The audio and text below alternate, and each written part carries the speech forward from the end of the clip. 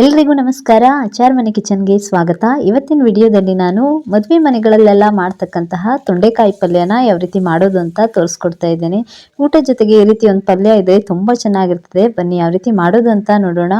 ನಾನಿಲ್ಲಿ ಒಂದು ಅರ್ಧ ಕೆಜಿ ಆಗುವಷ್ಟು ತೊಂಡೆಕಾಯಿಯನ್ನು ಚೆನ್ನಾಗಿ ತೊಳೆದ್ಬಿಟ್ಟು ಒಂದು ತೊಂಡೆಕಾಯಿಯಲ್ಲಿ 4 ಭಾಗಗಳಾಗಿ ಈ ರೀತಿ ಕಟ್ ಮಾಡಿ ಇಟ್ಕೊಂಡಿದ್ದೇನೆ. ತೀರಾ ಹಣ್ಣಾಗಿರೋ ತೊಂಡೆಕಾಯಿನ ತಗೊಳ್ಬೇಡಿ. ಗ್ಯಾಸ್ ಮೇಲೆ ಒಂದು ಪಾತ್ರೆ ಇಟ್ಕೊಂಡು ನೀರು ಬಿಸಿಯಾಗೋದಕ್ಕೆ ಇಟ್ಟಿದ್ದೆ. ನೀರು ಬಿಸಿ ಆದಮೇಲೆ ಕಟ್ ಮಾಡಿ ಇಟ್ಕೊಂಡಿರುವಂಥ ತೊಂಡೆಕಾಯಿಯನ್ನು ಸೇರಿಸ್ಕೊಳ್ತಾ ಇದ್ದೇನೆ. ಸ್ವಲ್ಪ ಅರಿಶಿನ ಪುಡಿ ಹಾಗೂ ಉಪ್ಪನ್ನು ಸೇರಿಸ್ಕೊಂಡ್ಬಿಟ್ಟು ಒಂದ್ಸಲ ಚೆನ್ನಾಗಿ ಈ ರೀತಿ ಮಿಕ್ಸ್ ಮಾಡ್ಕೊಳ್ಳಿ. ಇದನ್ನು ತೀರಾ ಏನು ಬೇಯಿಸ್ಕೋಬೇಕಾಗಿಲ್ಲ, ತೀರಾ ಕರಗಿಸು ಬೇಯಿಸ್ಕೋಬಾರ್ದು, ತೀರಾ ಗಟ್ಟಿನೂ ಇರಬಾರ್ದು. ಆ ರೀತಿ ಇದನ್ನು ಚೆನ್ನಾಗಿ ಬೇಯಿಸ್ಕೊಳ್ಳಿ.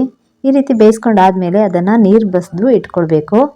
ಇವಾಗ ನಾನು ಒಂದು ಕಡಾಯಿ ಇಟ್ಕೊಂಡಿದ್ದೇನೆ. ಅದಕ್ಕೆ ಒಂದು 2 ಸ್ಪೂನ್ ಆಗೋಷ್ಟು ತೆಂಗಿನ ಎಣ್ಣೆಯನ್ನು ಸೇರಿಸ್ಕೊಂಡ್ಬಿಟ್ಟು ಒಂದು 7 ಬ್ಯಾಡಗಿ ಮೆಣಸಿನ್ಕಾಯಿನ ಸೇರಿಸ್ಕೊಂಡು ಇದನ್ನು ಫ್ರೈ ಮಾಡ್ಕೊಳ್ತಾ ಇದ್ದೇನೆ. ಈ ಮೆಣಸನ್ನು ಆದಷ್ಟು ಚೆನ್ನಾಗಿ ರೋಸ್ಟ್ ಮಾಡ್ಕೋಬೇಕು, ಯಾಕಂತಂದರೆ ನಾವು ಇದನ್ನು ಪೌಡ್ರ್ ಮಾಡ್ಕೋಬೇಕಾಗಿದೆ. ಹಾಗಾಗಿ ಚೆನ್ನಾಗಿ ರೋಸ್ಟ್ ಆಗೋ ತನಕ ಫ್ರೈ ಮಾಡಿಕೊಂಡ್ರೆ ಪೌಡ್ರ್ ಮಾಡ್ಕೊಡೋದಕ್ಕೆ ಈಸಿ ಆಗ್ತದೆ. ಇವಾಗ ಇದು ಚೆನ್ನಾಗಿ ಫ್ರೈ ಆಗಿದೆ. ಇದನ್ನು ಒಂದು ಪ್ಲೇಟಿಗೆ ತೆಗೆದಿಟ್ಕೊಳ್ತಾ ಇದ್ದೇನೆ. ಅದೇ ರೀತಿ ಅದೇ ಕಡಾಯಿಗೆ ನಾನು ಇಲ್ಲಿ 2 ಸ್ಪೂನ್ ಆಗುವಷ್ಟು ಧನಿಯಾನ ಸೇರಿಸ್ಕೊಳ್ತಾ ಇದ್ದೇನೆ ಹಾಗೂ 1 ಸ್ಪೂನ್ ಆಗುವಷ್ಟು ಜೀರಿಗೆಯನ್ನು ಸೇರಿಸ್ಕೊಳ್ಳಿ. ಒಂದು 1/4 ಸ್ಪೂನ್ ಆಗುವಷ್ಟು ಮೆಂತ್ಯನ ಸೇರಿಸ್ಕೊಂಡ್ಬಿಟ್ಟು ಇದನ್ನು ಕೂಡ ಚೆನ್ನಾಗಿ ಸಣ್ಣ ಉರಿಯಲ್ಲಿ ಚೆನ್ನಾಗಿ ರೋಸ್ಟ್ ಆಗೋ ತನಕ ಫ್ರೈ ಮಾಡ್ಕೋಬೇಕು. ಇವಾಗ ಇದಕ್ಕೆ 1 ಎಸಳಾಗುವಷ್ಟು ಬೆಳ್ಳುಳ್ಳಿಯನ್ನು ಈ ರೀತಿ ಜಜ್ಜಿಬಿಟ್ಟು ಸೇರಿಸ್ಕೊಳ್ತಾ ಇದ್ದೇನೆ. ಈರುಳ್ಳಿಯನ್ನು ಸೇರಿಸ್ಕೊಳ್ತಾ ಇಲ್ಲ, ಅದನ್ನು ಆಮೇಲೆ ಸೇರಿಸ್ಕೊಳ್ತೇನೆ. ಈ ರೀತಿ ಚೆನ್ನಾಗಿ ರೋಸ್ಟ್ ಆಗೋ ತನಕ ಫ್ರೈ ಮಾಡಿಬಿಟ್ಟು ಇದನ್ನು ಕೂಡ ಒಂದು ಪ್ಲೇಟಿಗೆ ಎತ್ತಿಟ್ಕೊಳ್ತಾ ಇದ್ದೇನೆ.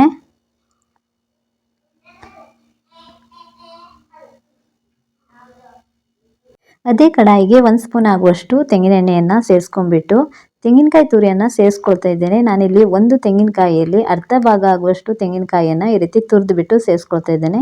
ಸ್ವಲ್ಪ ಅರಿಶಿನ ಪುಡಿಯನ್ನು ಸೇರಿಸ್ಕೊಂಡ್ಬಿಟ್ಟು ಇದನ್ನು ಒಂದು 2 ನಿಮಿಷಗಳ ಕಾಲ ಫ್ರೈ ಮಾಡ್ಕೋಬೇಕು. ಗ್ಯಾಸನ್ನು ಸಣ್ಣ ಉರಿಯಲ್ಲಿ ಇಟ್ಕೊಂಡ್ಬಿಟ್ಟು ಇದನ್ನು ಚೆನ್ನಾಗಿ ಫ್ರೈ ಮಾಡ್ಕೊಳ್ಳಿ. ಈ ರೀತಿ ಫ್ರೈ ಮಾಡ್ಕೊಂಡಾದ್ಮೇಲೆ ಅದನ್ನು ಸಂಪೂರ್ಣವಾಗಿ ತಣಿಯೋದಕ್ಕೆ ಬಿಡಬೇಕು. ಒಂದು ಮಿಕ್ಸಿ ಜಾರ್ಗೆ ನಾವು ಮೊದಲೇ ಹುರಿದಿಟ್ಕೊಂಡಿರುವಂಥ ಮೆಣಸು ಧನಿಯಾವನ್ನೆಲ್ಲ ಸೇರಿಸ್ಕೊಂಡ್ಬಿಟ್ಟು ನೀರು ಹಾಕ್ದೇನೆ ಇದನ್ನು ಪೌಡ್ರ್ ಮಾಡ್ಕೋಬೇಕು. ನೋಡಿ, ಈ ರೀತಿ ಪೌಡ್ರ್ ಮಾಡ್ಕೋಬೇಕು. ಈ ರೀತಿ ಪೌಡ್ರ್ ಮಾಡ್ಕೊಂಡಾದ್ಮೇಲೆ ನಾವು ಹುರಿದಿಟ್ಕೊಂಡಿರುವಂತಹ ತೆಂಗಿನಕಾಯಿ ತುರಿಯನ್ನು ಸೇರಿಸ್ಕೊಂಡ್ಬಿಟ್ಟು ಮಿಕ್ಸಿಯನ್ನು ಆನ್ ಆಫ್ ಮಾಡಿಬಿಟ್ಟು ಅದನ್ನು ಪುನಃ ಈ ರೀತಿ ಒಂದು 2 ರೌಂಡ್ ತಿರ್ಸ್ಕೋಬೇಕು. ನಂತರ ಸ್ವಲ್ಪ ಉಪ್ಪನ್ನು ಸೇರಿಸ್ಕೊಂಡು ನೋಡಿ ಈ ರೀತಿ ಮಸಾಲೆ ರೆಡಿ ಮಾಡ್ಕೊಂಡು ಪ್ಲೇಟಿಗೆ ಸೇರಿಸ್ಕೊಂಡಿದ್ದೇನೆ. ಗ್ಯಾಸ್ ಮೇಲೆ ಇನ್ನೊಂದು ಕಡಾಯಿ ಇಟ್ಬಿಟ್ಟು ಒಂದು 2 ಸ್ಪೂನ್ ಆಗೋಷ್ಟು ಎಣ್ಣೆ ಸೇರಿಸ್ಕೊಂಡಿದ್ದೇನೆ. ಎಣ್ಣೆ ಬಿಸಿ ಆದಮೇಲೆ ಸ್ವಲ್ಪ ಸಾಸಿವೆ ಹಾಗೂ ಜಜ್ಜಿಟ್ಕೊಂಡಂತಹ ಬೆಳ್ಳುಳ್ಳಿಯನ್ನು ಸ್ವಲ್ಪ ಕರಿಬೇವಿನ ಸೊಪ್ಪನ್ನು ಸೇರಿಸ್ಕೊಂಡ್ಬಿಟ್ಟು ಬೆಳ್ಳುಳ್ಳಿ ಕೆಂಪಾಗೋ ತನಕ ಈ ರೀತಿ ಫ್ರೈ ಮಾಡ್ಕೊಳ್ಳಿ. ನಂತರ ಅದಕ್ಕೆ ಕಟ್ ಮಾಡಿ ಇಟ್ಕೊಂಡಿರುವಂಥ ಒಂದು ಈರುಳ್ಳಿಯನ್ನು ಸೇರಿಸ್ಕೊಂಡ್ಬಿಟ್ಟು ಈರುಳ್ಳಿ ಹಸಿ ವಾಸನೆ ಹೋಗೋ ತನಕ ಅದನ್ನು ಫ್ರೈ ಮಾಡ್ಕೋಬೇಕು. ಈರುಳ್ಳಿ ನೋಡಿ ಕಲರ್ ಚೇಂಜ್ ಆಗಿದೆ. ಇವಾಗ ನಾವು ಪೌಡ್ರ್ ಮಾಡಿಟ್ಕೊಂಡಿರುವಂಥ ಮಸಾಲೆಯನ್ನು ಸೇರಿಸ್ಕೊಂಡ್ಬಿಟ್ಟು ಸಣ್ಣ ಉರಿಯಲ್ಲಿ ಇದನ್ನು ಒಂದು 2 ರಿಂದ 3 ನಿಮಿಷಗಳ ಕಾಲ ಈ ರೀತಿ ಮುಚ್ಕೊಳ್ತಾ ಇದನ್ನು ಫ್ರೈ ಮಾಡ್ಕೋಬೇಕು. ಈ ರೀತಿ ಕೈ ಬಿಡ್ದೇನೆ ತಿರುಗಿಸ್ಕೊಳ್ತಾ ಇರಿ.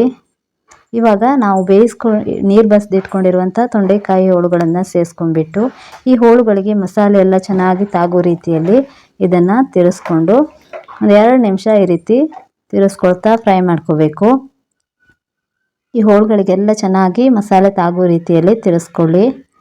ಗ್ಯಾಸನ್ನು ಸಣ್ಣ ಉರಿಯಲ್ಲಿ ಇಟ್ಕೊಳ್ಳಿ, ಇಲ್ಲಾಂದರೆ ಸೀದೋಗುತ್ತೆ. ಕೊನೆಯದಾಗಿ ಮೊದಲೇ ಬೇಯಿಸಿಟ್ಕೊಂಡಿರುವಂತಹ ಬಿಳಿ ಕಡಲೆನ ಸೇರಿಸ್ಕೊಳ್ತಾ ಇದ್ದೇನೆ. ಈ ರೀತಿ ಕಡಲೆನ ಸೇರಿಸ್ಕೊಂಡಾದ್ಮೇಲೆ ಪುನಃ ಒಂದು 2 ನಿಮಿಷಗಳ ಕಾಲ ಈ ರೀತಿ ಚೆನ್ನಾಗಿ ಸಣ್ಣ ಉರಿಯಲ್ಲಿ ತಿರುಗಿಸ್ಕೊಳ್ತಾ ಇದ್ದರೆ ಮದುವೆ ಮನೆಗಳಲ್ಲೆಲ್ಲ ಮಾಡ್ತಕ್ಕಂಥ ಟೇಸ್ಟಿಯಾದಂಥ ತೊಂಡೆಕಾಯಿ ಪಲ್ಯ ರೆಡಿ ಆಯಿತು ನೋಡಿ. ಇವಾಗ ಊಟಕ್ಕೆ ಈ ರೀತಿ ಒಂದು ಪಲ್ಯ ಮಾಡಿಕೊಂಡ್ರೆ ತುಂಬ ಚೆನ್ನಾಗಿರ್ತದೆ.